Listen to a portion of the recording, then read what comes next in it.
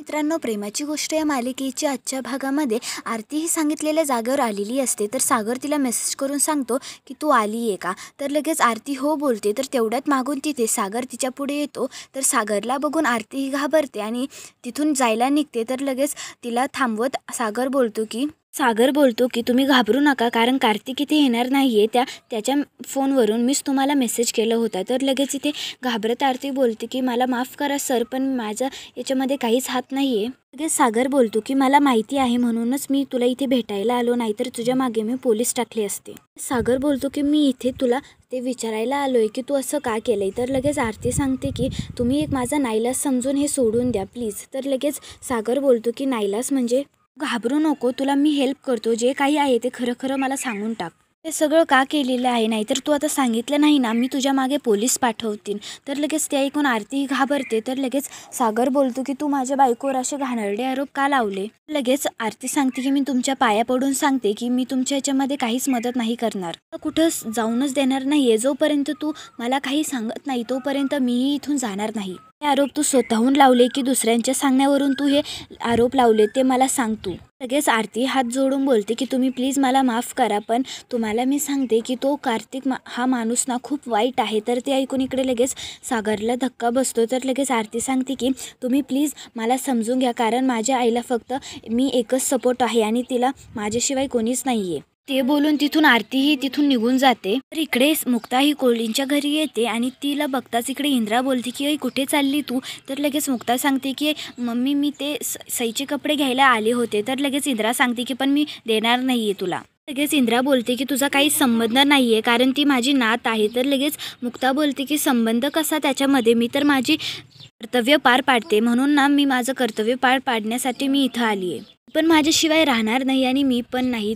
मी तिची आई आहे. तर लगेच इंद्रा सांगते की कसली आई ग तू, स्वतःला तुला मूल होत नाही म्हणून माझ्या सई बाळाला तुझ्या जाळ्यात फसवायला निघाली आहे तू, त्या नातीला तू माझ्यापासून लांब नेतीये. लगेच इकडे इंद्रा सांगते की तू फक्त काही नुसते सई सई करत असती का, परत तिचं नाव तुझ्या तोंडात घेतलं ना तर बघ तू. आणि तुला सांगते तू आणि सावनी ना ते दोघी पण एकत्र सारखंच आहात, कारण जेव्हा तू इथे आली तेव्हा मला वाटलं की तू माझ्या घराला एकत्र सांभाळून घेशील, पण तू तसं नाही केलं. तू तर सावनीसारखीच वागली, तू तर आमच्या घराला मोडायला निघाली होती. लगेच इकडे मुक्ता सांगते की मी तुम्हाला आत्तापर्यंत नीट सांगितलं होतं, पण आता मी तुम्हाला ठणकावून सांगते की ज्या घरात कार्तिकसारखा माणूस असेल ना तिथे मी माझ्या सईला ठेवणार नाही आहे. मी माझ्या सई बाळाला ना अशा वरणात बिलकुल ठेवणार नाही आहे, आणि हे वातावरण पण चांगलं नाही आहे तिच्यासाठी. तर ते ऐकून इकडे लगेच इंद्राला धक्का बसतो. लगेच इंद्रा बोलते की आता तर मी तुझ्याकडे ती माझी सई माऊ तुला पाठवणारच नाही आहे. तुला मी कोयतेची शपथ घेऊन सांगते की आता ना मी तुला माझी सईला कुठेच जाऊन नाही देणार, तुझ्याकडे तर बिलकुलच नाही. लगेच इंद्रा ही देवी एकविरेला बोलते की अंबा एकविरे, तू माझ्या मुलाला का एवढी शिक्षा देते. त्याच्या नशिबात असं लग्न आणि ही बायको नाहीच आहे का, कारण माझा एवढा चांगला मुलगा आणि त्याला अशा बायको भेटताय. त्यावर विश्वास ठेवलेला पण ही पण वाईट वागलेली. तर लगेच मुक्ता बोलते की मम्मी मी काय वाईट वागले सांगा ना तुम्ही मला. लगेच मुक्ता सांगते की जर मी आत्ता वाईट वागले असते तर त्यांनी मला सईला घेऊन जाण्याची परवानगी दिली असती का. लगेच इंद्रा बोलते की अजूनही टाईम गेलेला नाही आहे, तू आत्ता जाऊन त्या कार्तिकची माफी मागू शकते. माझ्या मुलाच्या आयुष्याचा हा तमाशा होऊन मी नाही बघणार ते मुक्ता. लगेच मुक्ता सांगते की मम्मी तुम्हाला मी एक सांगू का, तुम्ही स्त्री असून पण तुम्ही मला समजून घेतलं नाही. जर एक स्त्री दुसऱ्या स्त्रीचं व्यक्ती आणि विचार ती समजून घेत असेल, मी मला समजून घेतलं असतं, तर तिथे कार्तिक येतो आणि त्यांच्या गप्पा ऐकत असतो तो. म्हणून जगातले ना अर्धे प्रॉब्लेम्स हे कमी झालेले असते, पण आपल्या इकडे नाही होत असं काही. मम्मी तुम्ही एकदा तुमच्या मनालाच विचारा की मी तुम्हाला असं काही वागून देईल का, आणि मी असं वागल का ते. जर मला कार्तिकसोबत विवाहबाईचा संबंध ठेवायचा असता तर मी स्वतः तुमच्याकडे का आली असती सांगा ना तुम्ही मला. मी स्वतःची माझी बदनामी का करून घेतली असती. आई मी आता हे जे काही बोलते ते जर कोमल बोलली असती तर, म्हणूनच तुम्ही थोडा विचार करा ना मम्मी. मम्मी मला माहिती आहे की मी इथे सईसाठी आलेली आहे, पण ह्या घरासाठी मी फक्त सईची आई म्हणून नाही जगलेले, मी एक पत्नी म्हणून पण राहिले होते, आणि तुमच्यासोबत मी एक नवीन नातं पण सुरू केलं होतं. मी हे सारखं तुम्हाला हे पटवून देऊ नाही शकणार आता. ज्याच्यावरून तुम्हाला जो निर्णय नीट वागतोय आणि तो चांगला वाटतोय तेच तुम्ही आता बघा. मी जाता मी तुम्हाला एक सांगते की सावनी आणि माझ्यामध्ये खूप फरक आहे, कारण ती स्वतःहून घर सोडून गेली होती, कारण तिला तुमच्यापासून सईला दुरवायचं होतं. आणि मी इथे घरामध्ये तुमचं लग्न करून आले होते, कारण मला सई इथे तुमच्या सोबत असायला हवी होती. तर जो तुम्हाला निर्णय तुमच्याबरोबर नीट तुम्हाला वाटतोय तोच निर्णय तुम्ही घ्या. आता मी नाही बोलणार काहीच. ते बोलून मुक्ता तिथून निघून जाते. तर इकडे कार्तिक मनातल्या मनात बोलते ही तर खूप हुशारच आहे. ही तर तिच्या बोलण्याने या सगळ्यांना तिच्या अड्ड्यात फसवायला निघाली होती. इकडे सावनी ही कार्तिकची वाट बघत असते. तर तेवढ्यात तिथे कार्तिक येतो तो बोलतो की बोला आता पुढे काय करायचं आहे ते. तर लगेच सावनी सांगते की तुला काही मॅनर्स नाही आहे का? तू आधीच लेट आलाय आणि वरून तू मला सॉरी पण नाही बोललेला. लगेच सावनी बोलते की मी तुला एवढे मेसेजेस केले, कॉल केले, उचलायला काही झालं होतं का?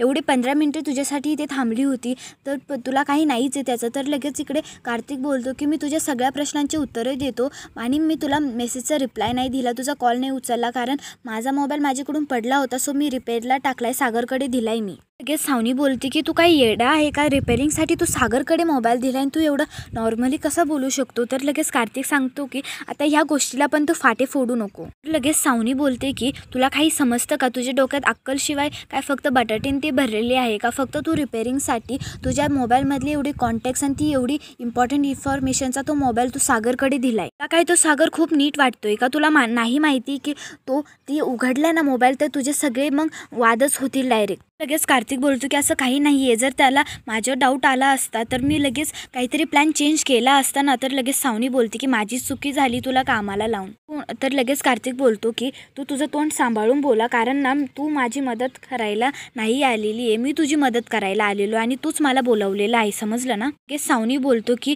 तू मदत इट्स माय फूट रे, कारण तुला मी सांगते ना तुझ्यापेक्षा जास्त विश्वास ना त्या सागर मुक्तावर ठेवतो. मुक्ताने त्याच्यासाठी एवढं केलेलं आहे ना की त्याला असं वाटणारच नाही की मुक्ताने हे असं काही केलंय ते. तर इकडे लगेच ते ऐकून कार्तिकला धक्का बसतो. मूर्खा, मी तुला कॉल करत होते कारण आपल्याला तो प्लॅन हाजूक पण चालवायचा होता, तो इथंच थांबवायचा नव्हता आणि तुला अक्कल नाही आहे का? कशावरून की सागर तुझा मोबाईल चेक नाही करणार, त्याच्यामधले कॉन्टॅक्ट्स नाही बघणार, ते जा आणि त्या सागरकडनं तुझा मोबाईल काढून घे. तर ते बोलून तिथून निघून जातो. इकडे सागर हा मनातल्या मनात विचार करत असतो की तो बोललेला होता की तू स्वतःहून ते आरोप लावलेले आहे की दुसऱ्यांच्या सांगण्यावरून लावलेले आहेत. आरतीचं ते बोलणं ऐकून की तो कार्तिक हा खूप मोठा आणि खूप चुकीचा माणूस आहे, तो खूप वाईट आहे, तो खूप. तेच इकडे मुक्ता कसं तो बोलत होता की सांगत होती की कसा यांनी सगळ्यांना बाहेर पाठवलं आणि त्याच्यानंतर मला एकटीला पकडलं त्याने.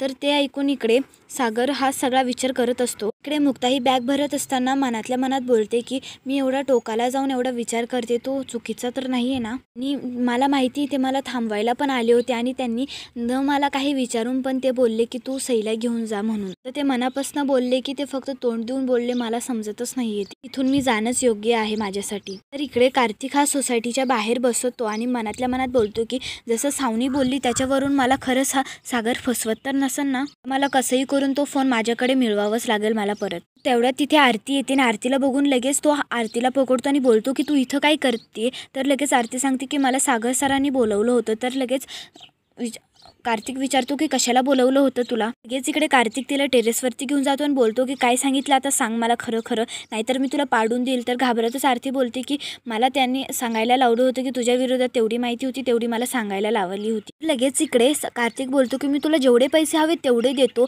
पण तू फक्त इथून ना तुझ्या आईला घेऊन निघून जायचं. तर लगेच आरती बोलते की कुठं जाऊ? कोणचा दिवस होता ज्या दरबर्दीला तू मला भेटला होतास? दुबईवरनं पण तू माझ्याशी खोटं बोलला होता. तुला मूल आहे, तुझं लग्न झाली आहे, आता तू इथे आला तर तू मलाच इथे घाबरवतोय आणि माझ्याच मागे लागलाय, समजलं तुला? आणि तू मला फसवतोय आता. लगेच आरती सांगते की मी तुझ्याकडनं कुठून पैसे मागितले रे आणि कधी मागितले? तुला एवढे पैसे दिले होते सागर सरांनी, एवढे 15 लाख, जेव्हा मला माझ्या आईसाठी उपचारासाठी पैसे लागत होते तेव्हा तू मला त्याच्यामधली एक कवडी पण नाही दिली. मी तुझ्यासाठी काही नाही केलंय, पण आता मला हे सगळं मी थकली, आता मला नाही करायचं काही. लगेच कार्तिक तिला बोलतो की सॉरी, मला मान्य आहे की मागच्या वेळेस खूप मोठी चूक केली, पण मी तुला आता पैसे देईल. आता फ्रेंड्स आहोत आणि फ्रेंड्सच्या पुढचं पण आपलं नातं आहे, म्हणून तू फक्त एक काम करायचं की तू तुझं तोंड नाही उघडायचं. ते बोलून तिथून आरतीला तो काढून देतो आणि तो बोलतो की मला वाटलं होतं की हा सागर तर खूप भोला असेल, पण हा तर खूप चॅप्टर निघाला. आता आरती काही सांगायच्या आधी मला इथून त्या घरातून निघून जायला हवं. तर इकडे लगेच सागर हा मुक्ताला कॉल करतो आणि तो बोलतो की तुमची फ्लाईट 5ला आहे ना, तर मग मला एकदा भेटायचं होतं तुमच्या जाण्याच्या आधी, भेटताल ना? तर लगेच मुक्ता सांगते की आता काय भेटायचे तुम्हाला? तर लगेच सागर बोलतो की ते मी भेटल्यानंतर सांगेल तुम्हाला. इकडे लगेच पुढच्या भागामध्ये सागर हा मुक्ताला घरी घेऊन येतो आणि तो बोलतो की welcome back to our home. तर लगेच इंद्रा बोलते की तू हिला परत का आणलं आहे. तर लगेच टी व्हीवरती आरती जे काही बोलली होती तो लाईव्ह व्हिडिओ तो सगळ्यांना दाखवतो. त्यामध्ये सगळं कार्तिकचे हे सगळे धंदे उघडले जातात. तर लगेच त्याला पकडून तो मारतो आणि त्याला बोलतो की मला माहिती होतं की माझी बायको अशी करणारच नाही आहे, माझ्यावर पूर्ण विश्वास होता, म्हणूनच मला फक्त हे पुराव्यासोबत मला हे दाखवायचं होतं, म्हणून मी एवढं खोटं बोललो होतो, सॉरी मुक्ता. तर मित्रांनो, तुम्हाला आजचा भाग कसा आवडला ते कमेंट करून नक्की सांगा आणि आपल्या मराठी मावळा चॅनलला नक्की सबस्क्राईब करा. धन्यवाद.